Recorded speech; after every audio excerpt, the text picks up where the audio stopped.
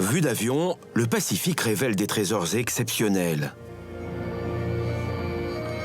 Des tableaux d'une nature encore vierge, mélange de couleurs qui se déclinent sur tous les tons de bleu et de vert.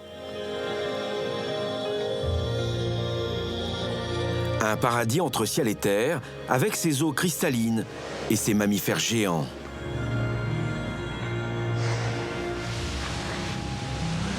Les baleines à bosse qui donnent le spectacle et qui viennent se reproduire ici. Les dauphins qui paradent en bande ou encore ces troupeaux de dugongs. Des éléphants de mer qui sont en voie de disparition.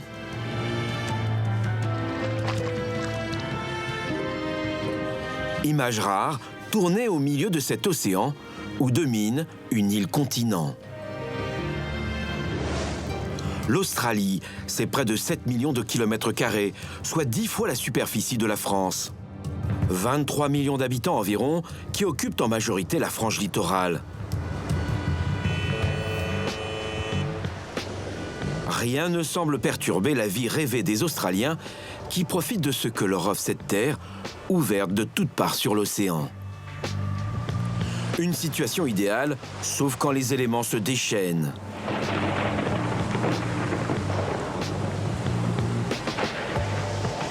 L'eau devient un fléau. Les inondations se multiplient un peu partout dans le pays. Cette simulation montre ce qui pourrait se produire à Brisbane. La 3e ville du pays a connu ces dernières années des inondations catastrophiques. Mais sur une majorité du littoral australien, c'est la plage qui recule. Nous, les Australiens, passons notre temps à la plage, à jouer dans le sable, à faire du surf. Hélas, notre style de vie dans les 30 ou 50 prochaines années est bien compromis. Les plages qui pourraient disparaître, mais l'avenir des récifs coralliens est aussi suspendu au climat complètement chamboulé. La hausse des températures fait pâlir la grande barrière de corail, l'icône du pays, au point que les experts n'hésitent plus à évoquer la mort de cette 8e merveille du monde. Nous devons agir. Si on ne le fait pas, dans 10 ans, ce sera trop tard. Je dirais même plutôt 5 ans. Des températures qui, en Australie, peuvent atteindre des records, 50 degrés ou plus dans certaines régions. Les canicules ne seront plus exceptionnelles, les incendies géants non plus. Ici, on parle de tempêtes ou de tornades de feu. Plus de canicules, ça veut dire plus de morts, hélas. Plus de feux de forêt, il y aura plus d'animaux tués, plus de plantes détruites et plus de sécheresse. C'est terrible.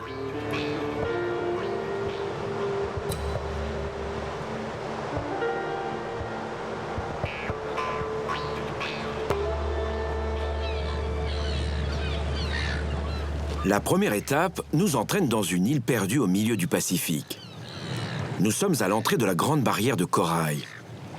Heron Island, l'île aux oiseaux, est un paradis pour plongeurs, qu'ils soient touristes ou scientifiques. Ici, pas de tourisme de masse. Le prix pour une nuit peut être dissuasif, près de 500 €. Il faut dire que cette terre de 17 hectares est un sanctuaire pour la faune et la flore. C'est aussi une station de recherche où des centaines de scientifiques viennent chaque année étudier les récifs de coraux et les poissons qui gravitent tout autour. Bon petit déjeuner. Oui, gros petit déjeuner. Pourquoi vous levez aussitôt? Il faut qu'on sorte avant la marée haute. En fin de matinée, la marée est trop basse. Il faut qu'on réalise notre travail quand la marée est encore haute. Elisabeth Madine est biologiste. Quand elle travaille ici, elle vit au rythme de l'eau, pas le choix. Pour faire la moindre sortie en mer, il faut attendre la marée montante. C'est sa seule contrainte. C'est un endroit excellent pour travailler. Si vous voulez faire des expériences, il y a tout ce qu'il faut. C'est mieux équipé que n'importe quelle autre station dans laquelle j'ai travaillé. Heron Island dispose de plusieurs laboratoires, d'équipements dernier cri et d'une logistique qui permettent aux scientifiques d'organiser leur mission en un temps très court. Cela fait une semaine qu'Elisabeth et son équipe sont sur place. Il y a des gens par là-bas et des bateaux. Je vais nager pour récupérer le bateau et je reviens ici.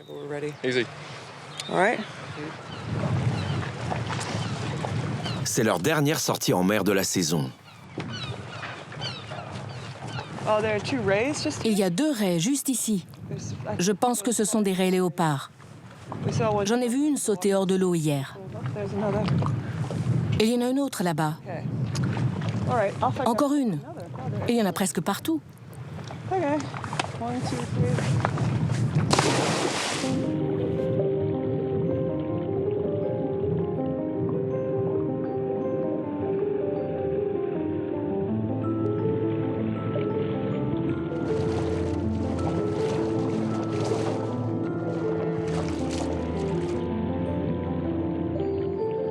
La belle vie ici, hein?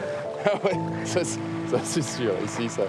Parce que je suis breton à la base, et donc le temps est un peu plus chaud, disons. C'est la 3e fois que je reviens ici, et chaque fois c'est super, quoi. C'est magnifique, là on sort sur la plage, il y a des requins qui se baladent. Il y a plus d'1 million d'oiseaux qui reviennent nicher ici tous les soirs. C'est magnifique.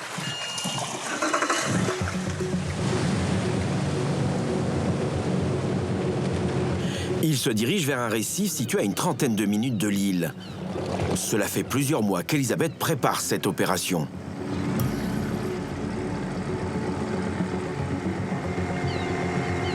Si elle a choisi les récifs autour d'Iron Island, c'est qu'a priori, ils ne subissent aucun stress, aucune pollution.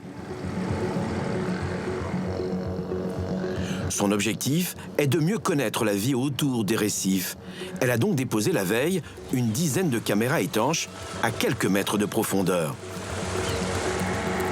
Pour les retrouver plus facilement, elle dispose de coordonnées GPS.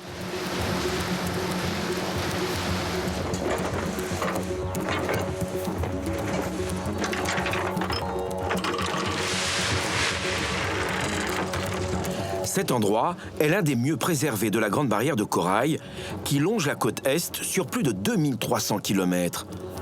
En superficie, les récifs se trouvent sur une zone équivalente à un pays comme l'Italie du nord au sud. La Grande Barrière est un monde à elle toute seule. C'est merveilleux. Cette beauté, c'est ce qui m'a amené à travailler ici. Quand on entre dans l'eau, c'est un autre monde. Je crois que c'est ce qui me pousse à faire tout ce que je peux pour le protéger. Combien d'espèces comptent les récifs de la Grande Barrière ? Il y en a trop pour les compter toutes. Beaucoup n'ont pas encore été identifiés. On en découvre de nouvelles tous les jours. À cette latitude, et plus au nord encore, on est au cœur de la biodiversité qui existe dans les eaux tropicales. C'est fou de savoir que l'on a tout exploré sur Terre et presque rien dans les océans.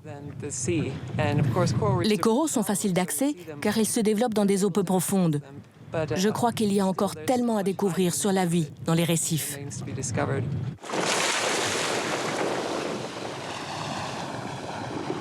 Si ce monde reste à explorer, Elisabeth sait que ce chef-d'œuvre de la nature est sous pression. Classé en 1981 au patrimoine mondial de l'UNESCO, il a déjà perdu la moitié de ses coraux en moins de 30 ans. Mon objectif, enfant, c'était de sauver les coraux. J'ai réalisé qu'il fallait des connaissances scientifiques. Car vous devez comprendre ce que vous faites, comment le système fonctionne, comment l'homme modifie son environnement et surtout, comment on peut essayer de limiter nos impacts négatifs sur l'écosystème. Au bout de 20 minutes de recherche, il repère la première caméra.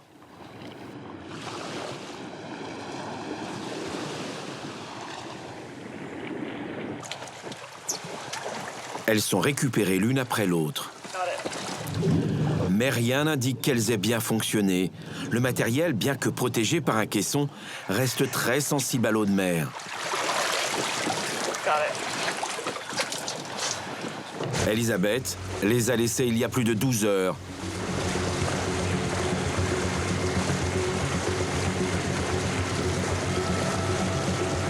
L'équipe est impatiente de découvrir les images. Elle se rend directement au laboratoire. Les caméras vont pouvoir livrer leurs secrets, les secrets d'une nuit entière passée autour des récifs coralliens. Au total, il y a plus d'une centaine d'heures d'images qu'il faut regarder et décrypter.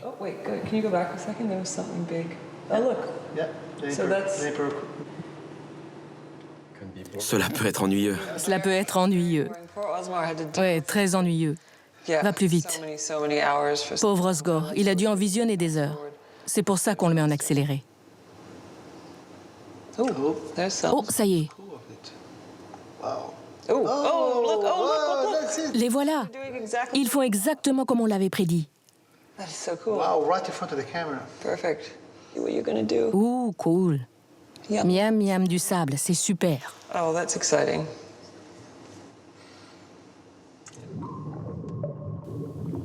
Des lampes à infrarouge permettent de filmer alors qu'il n'y a quasiment pas de lumière.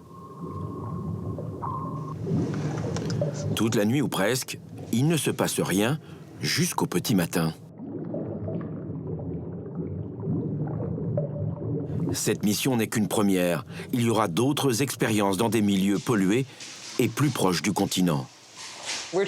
On essaie de comprendre la manière dont les poissons se comportent à l'intérieur et aux abords des récifs. On regarde aussi comment les algues se développent autour et quels impacts elles ont sur les coraux.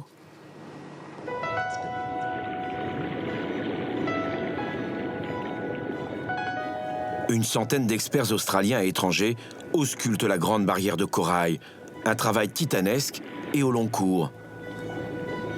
Il faut dire que les coraux jouent un rôle primordial, car de nombreuses espèces marines y trouvent refuge, nourriture et lieu pour se reproduire.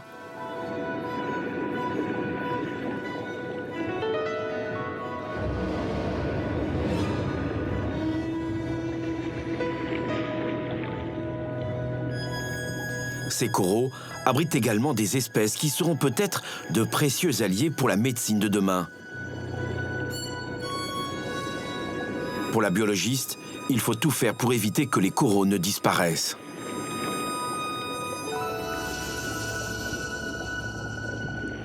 Des millions de personnes dépendent des coraux pour manger. Si les récifs disparaissent, les poissons qu'ils mangent n'auront nulle part où vivre. Alors que mangeront ces millions de gens ? C'est triste. Une fois que le corail aura disparu, ces poissons n'auront plus de cachette pour se protéger de leurs prédateurs. Le monde sous-marin dans toute sa splendeur, avec ses lois et ses multiples menaces. Une vie en équilibre où la moindre variation peut causer des dommages irréversibles. Parfois, ça me déprime un peu de voir comment les choses évoluent. Ce n'est pas un bon signe pour les récifs de corail, surtout en Australie, où il y a supposément l'une des meilleures formes de gestion de récifs au monde. Dans ce coin-là, il n'y a même pas tant d'activités de pêche que ça. Donc j'essaie d'être optimiste, mais c'est dur quand on voit la réalité. Les experts ne sont pas les seuls à s'inquiéter. Jared Ince est professeur de biologie dans un lycée de Brisbane.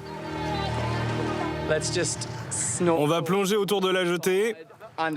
On pourra peut-être apercevoir des raies et des requins.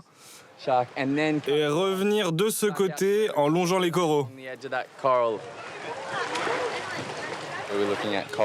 On observe le blanchiment des coraux.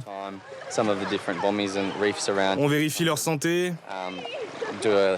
On voit les différents types de blanchiment. Comment, avec le temps, ils se transforment. On a un site où l'on peut voir l'évolution de leur état sur les 7 dernières années. Pendant une semaine, il familiarise ses élèves avec les coraux et les dangers qui les menacent. Un stage pour des jeunes qui se destinent au métier de la protection de l'environnement.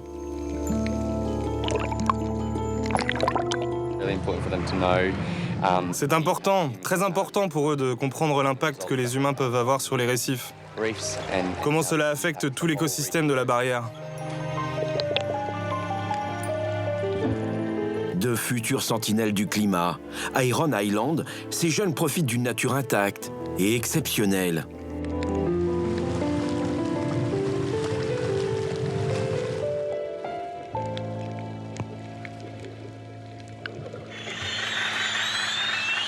À la nuit tombée, l'île montre qu'elle est bien vivante. elle présente un autre visage.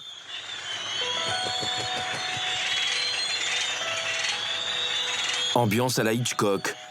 Avec le soleil couchant, les oiseaux se réfugient dans les bois. Un sanctuaire où des dizaines de milliers d'oiseaux se reproduisent en toute quiétude. Ils fuient le froid de la Sibérie, de la Chine et de l'Alaska. C'est une nuit de pleine lune, un signe annonciateur d'une surprise. Mais il faut attendre le lever du soleil.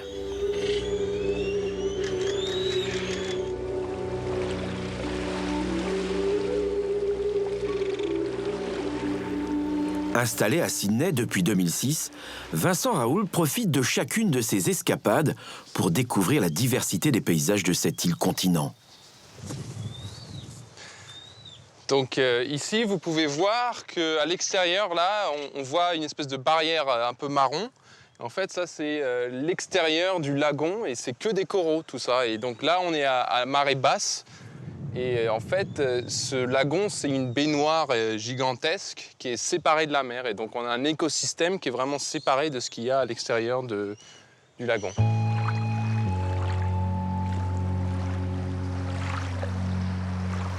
Avec la pleine lune, moment magique. La marée est si basse que l'on aperçoit les coraux qui affleurent.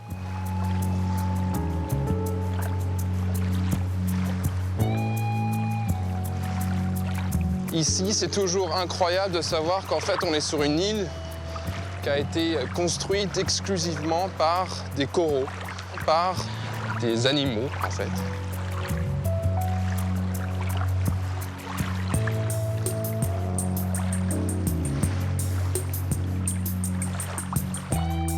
C'est la nature en vraiment toute sa beauté. C'est pas par hasard que Cousteau a dit que cette île-là, Heron Island, c'est vraiment une des merveilles du monde.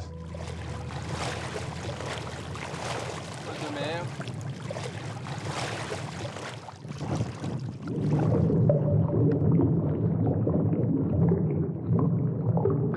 Quand on se rapproche des coraux et qu'on peut voir les polypes qui sont en fait comme des toutes petites anémones, on voit qu'en fait, ces structures gigantesques sont construites par ces colonies de petits corails.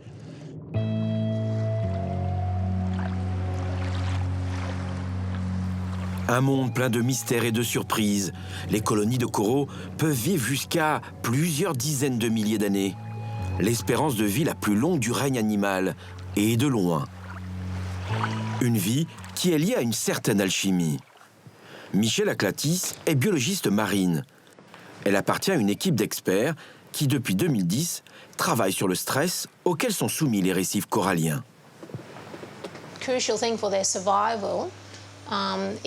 Ce qui est crucial pour la survie des coraux, c'est la relation qu'ils ont avec de minuscules plantes qui vivent à l'intérieur de leurs cellules. Ces plantes, c'est un peu comme leurs panneaux solaires. Elles absorbent l'énergie du soleil et la transforment en nourriture qu'elles consomment et partagent avec le corail. S'il y a trop de lumière, trop d'énergie, ces petites plantes qui sont des micro-organismes ne peuvent pas le supporter. Elles sécrètent alors de l'oxygène toxique qui finit par tuer les coraux. Dans un premier temps, le corail blanchit, puis après une longue agonie, il finit par mourir. Présent en majorité dans les mers chaudes, le corail, pour se développer, doit baigner dans une eau dont la température annuelle ne dépasse pas les 21 degrés en moyenne. Mais avec le réchauffement de la planète, la température pourrait augmenter avant la fin du siècle de 2 degrés. Nous pensons que si nous parvenons à maintenir la hausse des températures à moins de 2 degrés, c'est-à-dire au niveau où elle était avant l'ère industrielle, alors il y aura plus de chances pour que les récifs coralliens survivent. Une beauté fragile. Quelques jours plus tard, plus au nord, une équipe d'experts survole la Grande Barrière.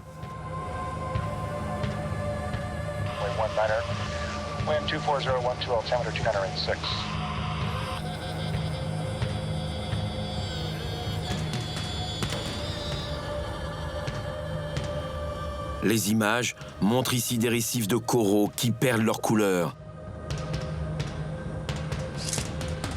Le blanchiment atteint des proportions jamais vues par le passé. Pire qu'en 1998 ou en 2002, où déjà les scientifiques avaient tiré la sonnette d'alarme.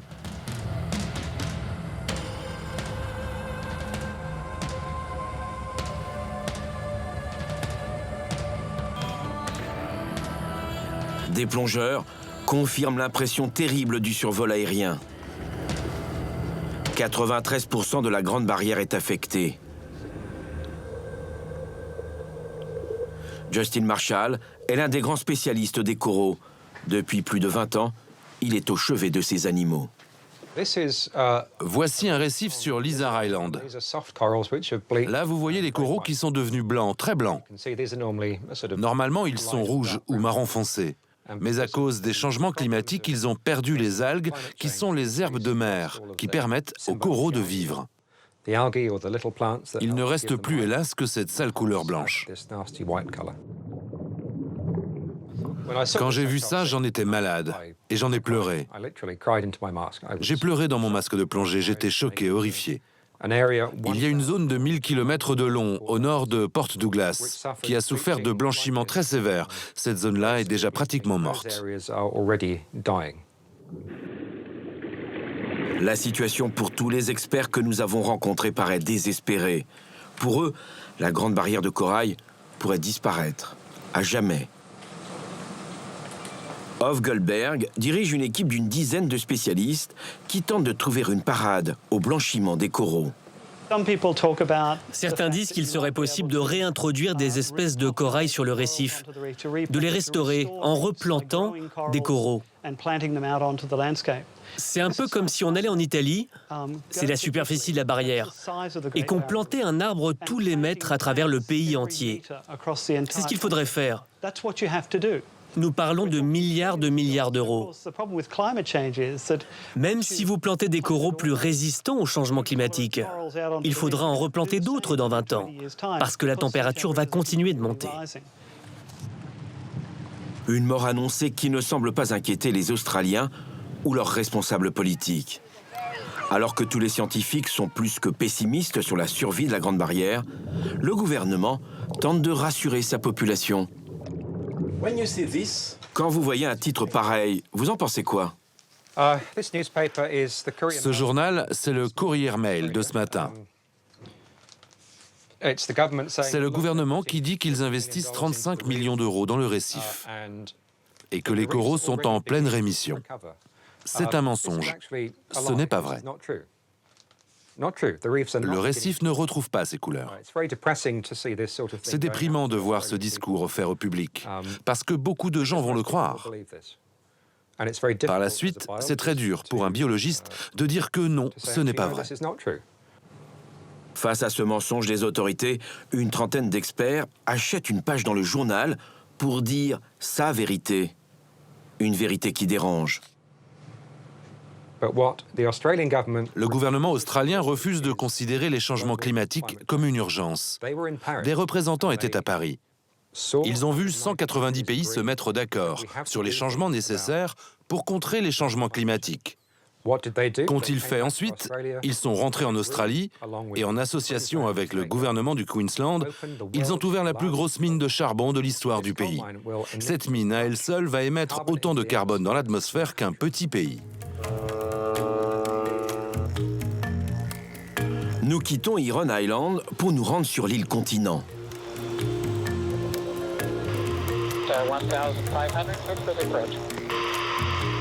Plus nous approchons de la ville de Gladstone, plus l'eau devient sombre et plus l'omniprésence du charbon saute aux yeux. Gladstone, c'est l'un des ports d'embarquement du minerai. Depuis 2015, plus de 20 000 bateaux sont partis d'ici vers l'Asie principalement. Et avec la construction probable d'un autre port, la situation ne peut qu'empirer. Nous essayons de convaincre le gouvernement qu'un nouveau port pour embarquer le charbon, avec la sédimentation et la pollution qui en résulteront, et je ne parle pas des effets des changements climatiques, la seule exploitation du charbon aura pour conséquence la probable disparition des récifs. À l'intérieur des terres, on observe mieux encore l'importance du charbon en Australie. c'est le premier exportateur au monde. Du lundi au dimanche, les trains n'arrêtent pas de circuler, des noréas de wagons. Cette industrie n'est pas près de s'arrêter. Imaginez, sous les acacias et la terre rouge d'Australie, sommeillent 25 milliards de tonnes de charbon. Si l'on extrait tout ce matériau, on obtient un train long de 2,5 millions de kilomètres, soit 62 fois le tour du globe. L'exploitation de tout ce minerai, en réchauffant l'atmosphère, pourrait porter un terrible coup à la planète tout entière, et à la Grande Barrière en particulier. Les autorités australiennes sont montrées du doigt. Graham Redfern est un lanceur d'alerte, spécialiste des questions d'environnement. À longueur de blogs et d'articles, il dénonce la collusion entre lobby minier et politique. Il y a des lobbies très puissants ici. Ils promettent du travail, ils promettent de l'argent pour les campagnes électorales, ils promettent des subventions. Et quand les hommes politiques cherchent à se faire réélire pour avoir encore plus de pouvoir, ils n'ont pas d'autre choix. C'est de la corruption ou du chantage? C'est de la corruption parfois, avec un petit c. Et parfois avec un C majuscule. L'industrie du charbon et du pétrole fait des dons importants à la classe politique. Ils sont très proches de nos politiciens. Ils les conseillent même sur leur discours officiel. Pour comprendre la puissance des lobbies de l'industrie du charbon et du pétrole, il suffit de regarder leurs sièges dans les mégapoles comme Brisbane ou Sydney. Les bâtiments les plus hauts leur appartiennent. À plusieurs reprises, nous avons tenté de rencontrer leurs responsables, sans succès. De leur côté, les habitants font comme si de rien n'était, comme si leur pays n'était pas confronté au changement climatique. Mais ils sont bien en première ligne.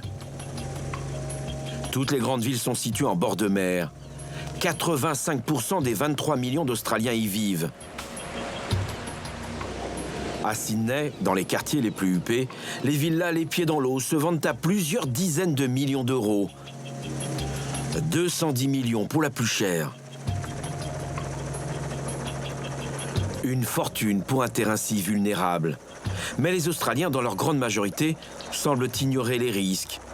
Alors que de multiples fléaux menacent jusqu'à leurs plages les plus populaires, comme Bondi Beach, située au cœur de Sydney.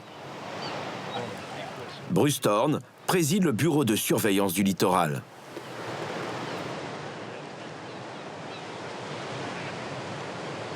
Bondi est une plage connue dans le monde entier.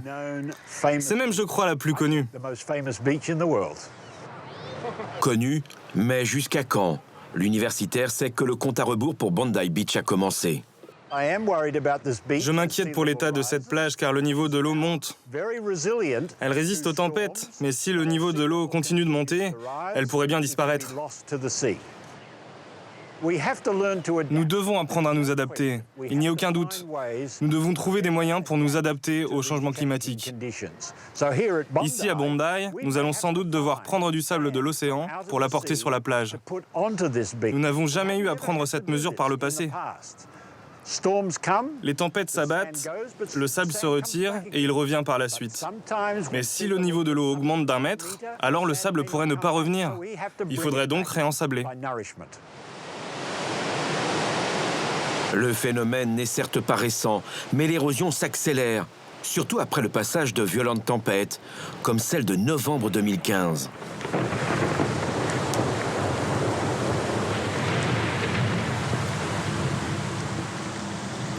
En quelques minutes, la température chute de 10 degrés. Des pluies torrentielles tombent sur Sydney.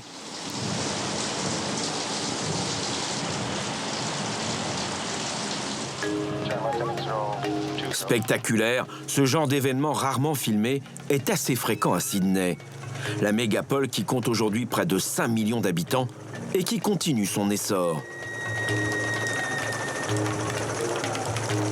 Sydney est la capitale de l'État de Nouvelle-Galles du Sud. Chaque année, près de 2 millions de touristes visitent l'opéra, dont le bâtiment a la forme d'un voilier ou d'un coquillage. Sans oublier le Harbour Bridge, célèbre pont de Sydney, ou encore le quartier historique. La ville est construite autour d'une baie géante. Découverte en 1770 par le navigateur anglais James Cook, cette terre est d'abord un comptoir, avant de devenir le territoire le plus peuplé d'Australie.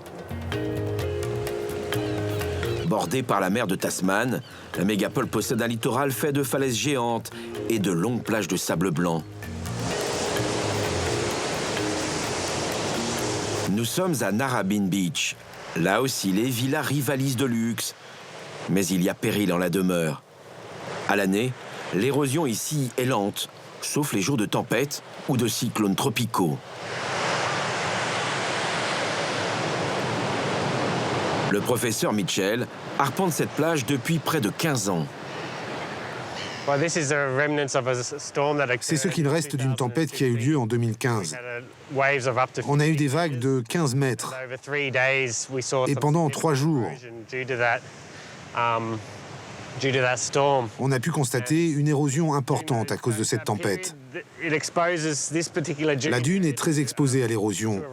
Et du coup, ces maisons menacent de tomber à l'eau, directement dans l'océan.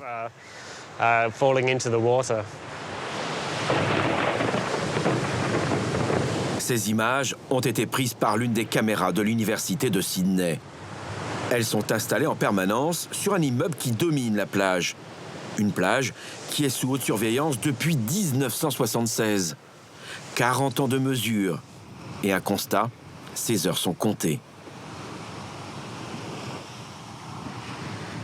So just take these measurements here, Matt. Just pretend it's here. Turn around. Pour le professeur Mitchell, l'augmentation des épisodes climatiques extrêmes va bouleverser le paysage côtier. Ici, nous avons de grosses tempêtes, ainsi qu'un niveau d'eau qui monte. Ce qui veut dire que ces côtes, pas seulement celles où nous sommes, mais ailleurs en Australie, vont rétrécir. Et ça m'inquiète, car pour l'instant, nous n'avons aucune solution. Son inquiétude est d'autant plus grande qu'il y aura aussi des dégâts collatéraux.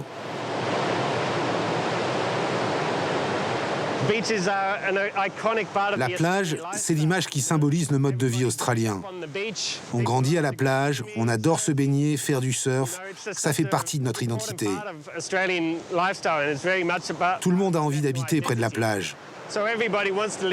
Malheureusement, il y a déjà des risques à y vivre et ce sera pire à l'avenir avec les tempêtes. Elles seront plus nombreuses et le niveau de la mer monte sans cesse. Hélas, notre style de vie dans les 30 ou 50 prochaines années est bien compromis.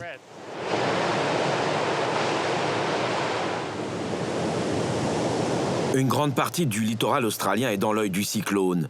De novembre à avril, il peut frapper n'importe où sur la côte. Nous repartons vers le nord.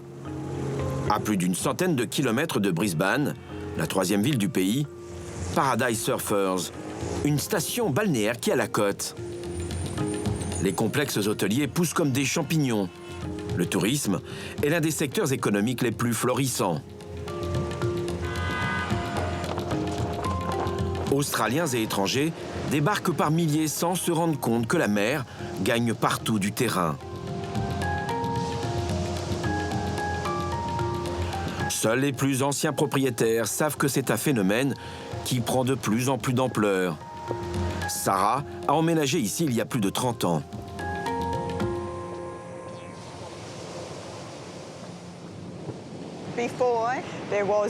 Dans les années 30, il y avait une route jusqu'ici qui s'appelait le Los Angeles Boulevard.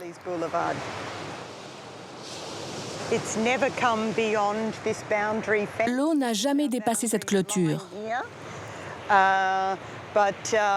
Mais lorsque l'on a bâti cette maison, nous avons dû d'abord installer un mur que l'on a construit avec ces gros rochers que vous avez sous la maison.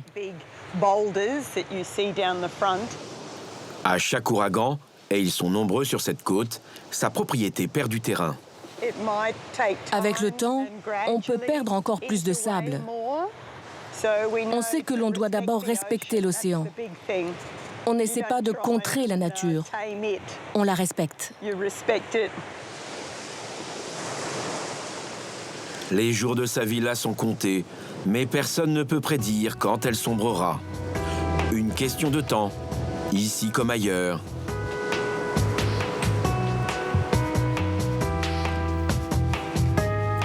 Sur la côte, aucun lieu n'est épargné par la montée des eaux, surtout pas les villes les plus peuplées.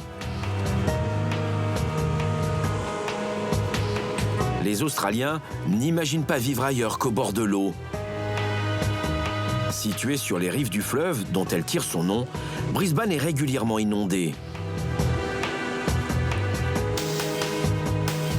Le blogueur Graham Redfern se souvient des dernières inondations qui avaient fait la une de l'actualité. Si l'on s'était trouvé ici en décembre, janvier 2011, nous aurions été submergés. L'eau arrivait jusqu'à la taille. C'était les inondations les plus terribles qu'ait connues Brisbane. L'eau du fleuve est montée jusqu'ici, jusqu'à cette plage artificielle. Cette catastrophe a coûté des milliards d'euros à l'économie de l'État du Queensland et au pays tout entier. Si le niveau des océans continue à monter et s'il y a d'autres inondations, alors cette plage artificielle pourrait bien un jour devenir la véritable plage de Brisbane. En 2011, le fleuve déborde. L'eau s'infiltre partout.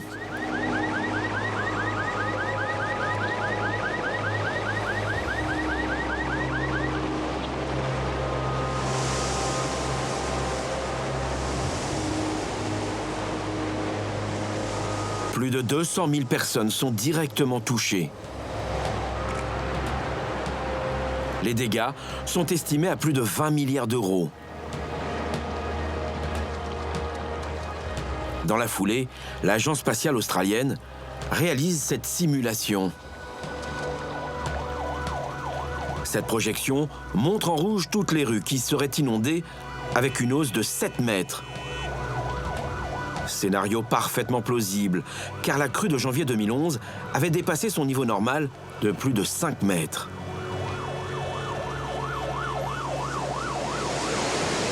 En juin 2016, Sydney, à son tour, vit des inondations records. Dans certaines rues proches du bord de mer, l'écume envahit de nombreux quartiers. Près de 80 cm par endroit. Comme si la mer de Tasman et la nature reprenaient leurs droits.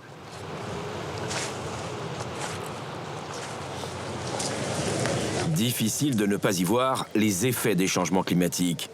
Mais la population, comme les responsables politiques, refusent tout lien de cause à effet.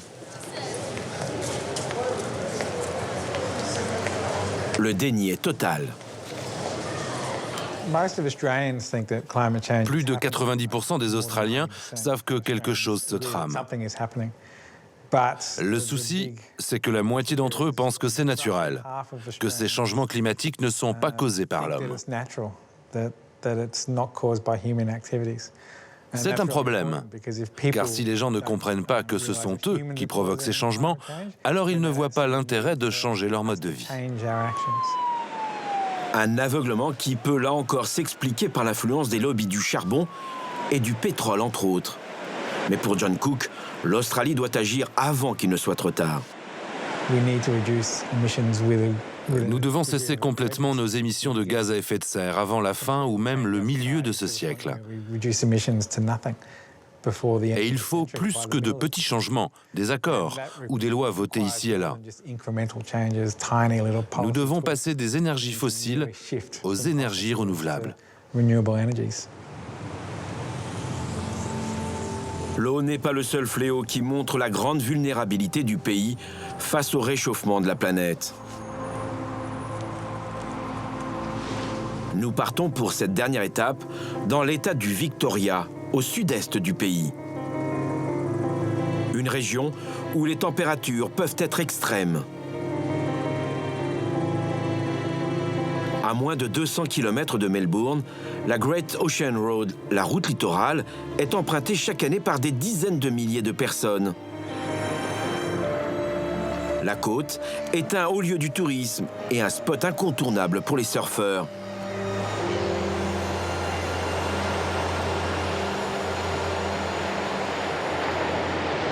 Sur les collines, et avec une vue plongeante sur la mer, des villas cernées par la forêt. Une zone encore sauvage, très prisée des millionnaires australiens. Le jour de Noël 2015, au cœur de l'été austral, le thermomètre s'affole, il fait chaud, très chaud. Et la foudre s'abat sur la ville de Wye River.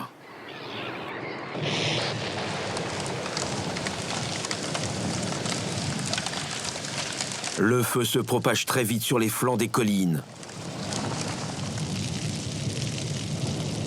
Il atteint la mer, 500 pompiers sont mobilisés. Bilan, une centaine de maisons secondaires détruites, mais pas de victimes à déplorer. Malgré le drame et les risques qu'un nouvel incendie n'embrase la zone, les propriétaires veulent tous reconstruire leur villa au même endroit, comme s'ils refusaient de voir la vérité en face.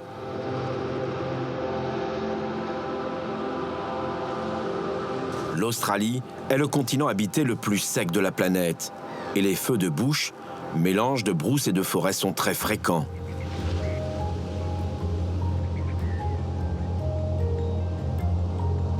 Le capitaine David Williams dirige la caserne de Kilmore, une petite ville de l'État de Victoria. On y est. Il me semble pas qu'il y ait de fumée. Ce jour-là, il se rend dans un collège où une alarme incendie s'est déclenchée.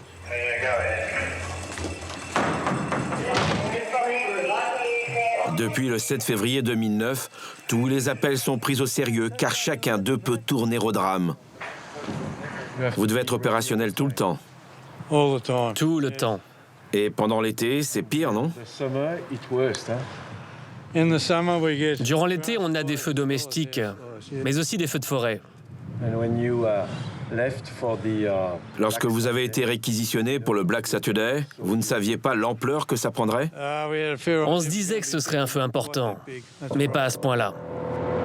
Black Saturday, le samedi noir, un jour funeste que personne à la caserne ne parvient à effacer de sa mémoire.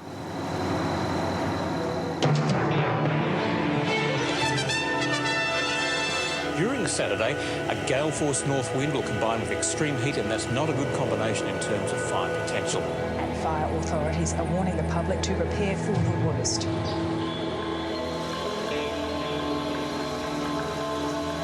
« 46, 47 degrés, des températures jamais enregistrées.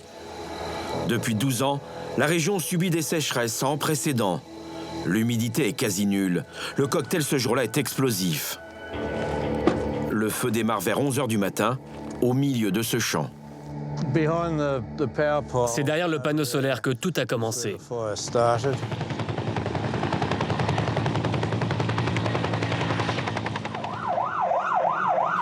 Le capitaine Williams et ses hommes sont les premiers sur les lieux.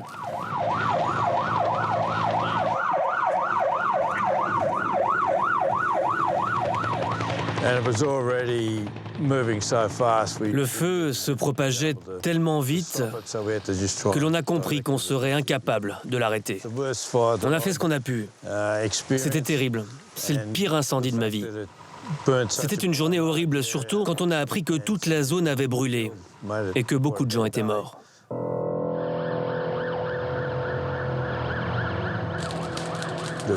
On n'a rien pu faire pour stopper ce désastre.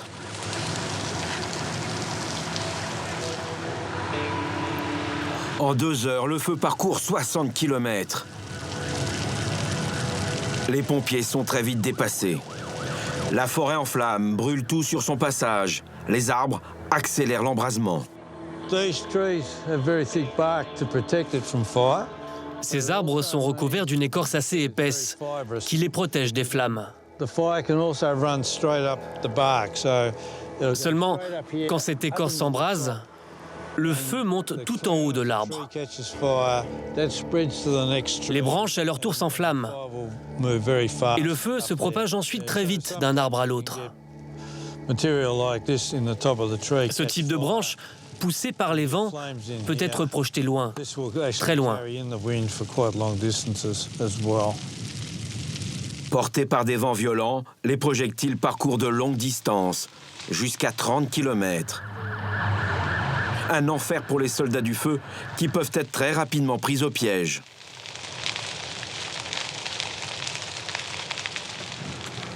Corey Woodhyatt est un pompier professionnel. Aguerri, il ne s'attendait pas à vivre une telle expérience.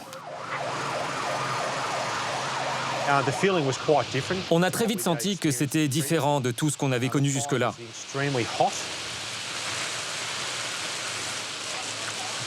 Le feu était extrêmement chaud, il se propageait très très vite. Je n'avais jamais rien vu de tel.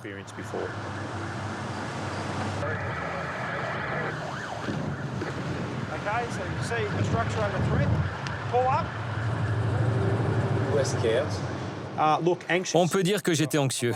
Je ne vais pas vous mentir et vous dire que je n'avais pas peur. Anxiété, c'est vraiment le mot pour décrire ce que j'ai éprouvé ce jour-là. Jusque-là, nous n'avions jamais géré un feu d'une telle ampleur, donc oui, j'ai ressenti de la peur. Un tremblement de terre ou un cyclone, on peut s'y préparer, mais une catastrophe comme celle-ci, je ne crois pas que l'on puisse vraiment s'y attendre et s'y préparer suffisamment.